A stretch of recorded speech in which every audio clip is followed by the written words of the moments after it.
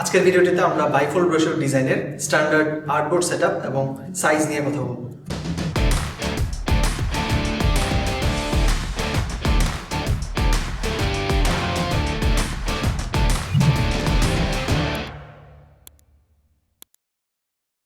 আসসালামু আলাইকুম এভরিওয়ান, আমি Naimul Hasan, graphic and UI design mentor at Shikhbe Shobai. আসুন দেখি তাহলে কিভাবে একটা বাইফোল্ড ব্রোশার ডিজাইন করার জন্য একটি স্ট্যান্ডার্ড আর্টবোর্ড সেটআপ রেডি করা যায়। বাইফোল্ড ব্রোশার করার জন্য আমাদের স্ট্যান্ডার্ড সেটআপটা কীরকম হবে এবং পেজের ডাইমেনশনটা কিভাবে করা হয় সেই বিষয়গুলো সম্পর্কে এখন আলোচনা করব। ক্রিয়েট নিউ যে বাটনটা আছে ইলাস্ট্রেটর সফটওয়্যার ওপেন করার পর আমরা ক্লিক করব এবং বাইফোল্ড ব্রোশার করার জন্য প্রথমত আমরা যেমনটা জানি বাইফোল্ড ব্রোশার হচ্ছে প্রিন্ট এলিমেন্ট।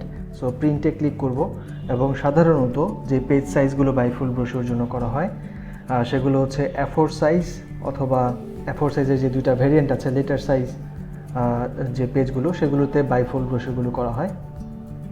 সো আমরা বোথ A4 অ্যান্ড লেটার যে কোনো একটা নিলেই চলবে। সে আমি A4 সাইজটাতে ক্লিক করলাম অ্যান্ড দেন এখানে টাইটেল লিখে দেবো আমরা প্রিসেট ডিটেলের মধ্যে। টাইটেলে আমরা বাইফোল্ড ব্রোশার যদি লিখে দিচ্ছি,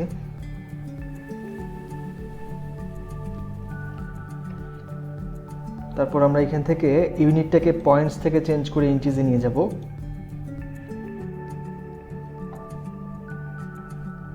দেন ওরিয়েন্টেশন যে অপশনটা আছে এখান থেকে আমরা ওরিয়েন্টেশনটাতে ল্যান্ডস্কেপ ওরিয়েন্টেশন করে দিব এবং এখানে আর্টবোর্ড হবে হচ্ছে দুইটা, যেহেতু একটা ব্রোশারের ডাবল সাইডেড হয় সেক্ষেত্রে আমরা দুইটা আর্টবোর্ড নিব।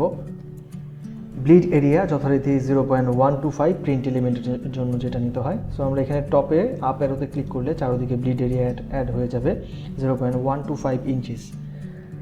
কালার মোড যথারীতি CMYK এবং হচ্ছে রাস্টার ইফেক্টসটা 300 ppi পিক্সেল পার ইঞ্চ থাকবে। দেন আমরা ক্রিয়েটে ক্লিক করলে আমাদের সামনে একটা প্রপার আর্টবোর্ড রেডি হবে।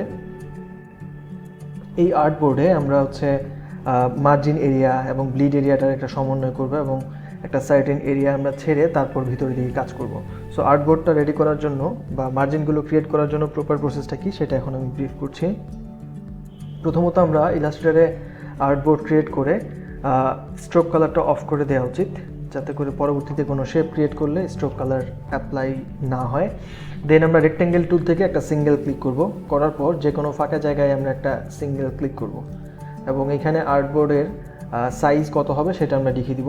যেহেতু আমরা A4 সাইজের কাগজ নিয়েছি সেক্ষেত্রে আমরা উইথ দিয়ে দিব হচ্ছে 11.69 আর আমরা যেহেতু ল্যান্ডস্কেপ নিয়েছি ভ্যালুটা তাই উল্টা করে লিখছি 8.27 হচ্ছে হাইট আসবে। আর ওকে প্রেস করলে আমাদের একটা আর্টবোর্ড ক্রিয়েট হয়ে গেল, বা রেক্টেঙ্গেল বলতে পারি। সেক্ষেত্রে সিলেকশন টুলে গিয়ে এটার কালার আমি একটু বোঝার স্বার্থে চেঞ্জ করে দিচ্ছি।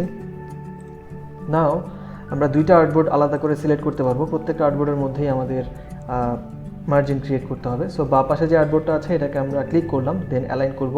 অ্যালাইন টু আর্টবোর্ড অবস্থায় আমরা horizontally align centre and vertically align centre করলাম।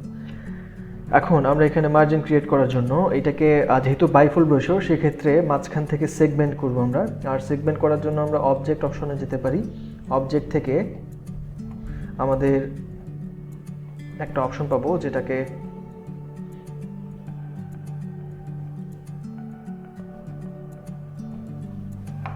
অবজেক্ট থেকে আমরা এখানে নিচের দিকে যদি আসি তাহলে পাথ অপশন যেটা আছে এখানে যাব এবং এর থেকে আমরা স্প্লিট ইনটু গ্রিড অপশনে ক্লিক করব।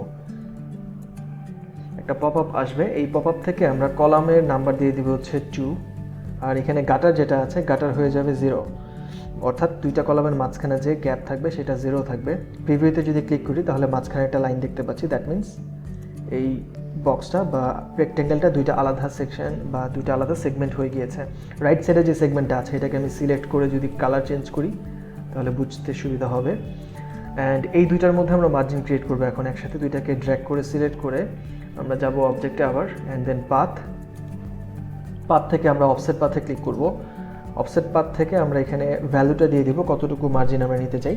সাধারণত বাইফোল্ড ব্রোশারের ক্ষেত্রে -0.25 ইঞ্চিস রাখা হয় স্ট্যান্ডার্ড, তবে এর থেকে কম বা বেশিও রাখা যাবে।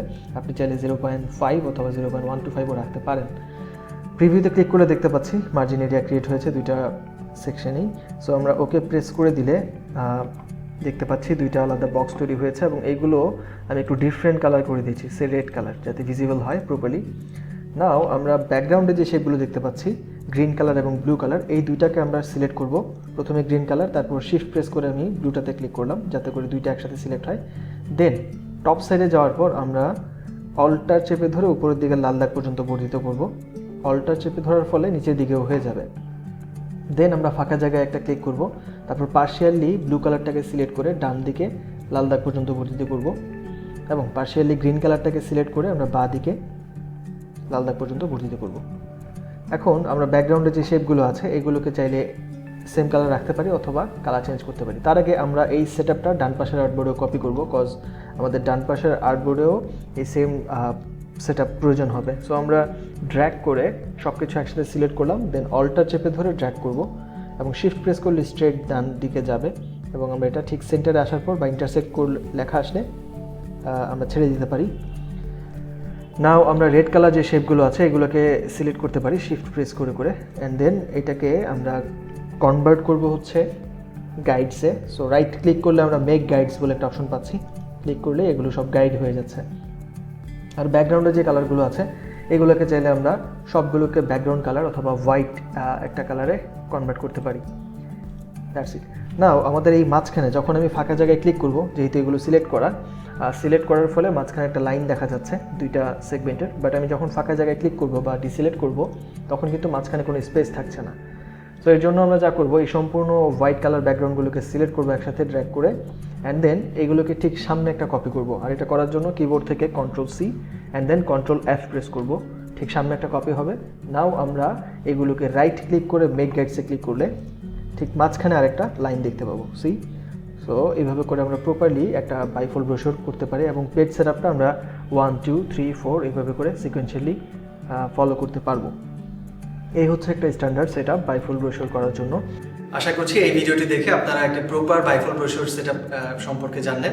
যদি এই ভিডিওটি আপনাদের ভালো লেগে থাকে তাহলে আমাদের চ্যানেলটি সাবস্ক্রাইব করুন এবং পরবর্তী এরকম আরও ভিডিও পাওয়ার জন্য বেল আইকনটি প্রেস করে রাখুন।